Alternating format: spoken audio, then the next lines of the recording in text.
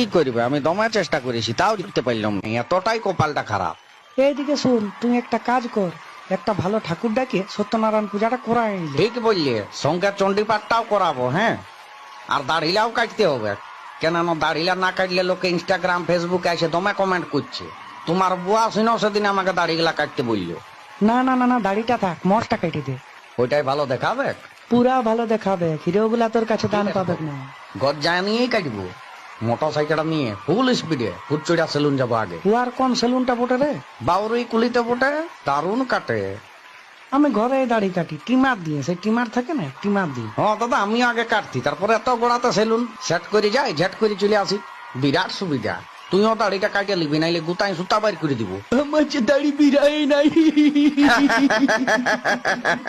দনে দাড়ি মাকুন্দা বটে। ওয়াকে মারিস না, আবার দোষ নাই। মারিস না বাপ, মারিস না। ছাড়িয়ে দিলি যা।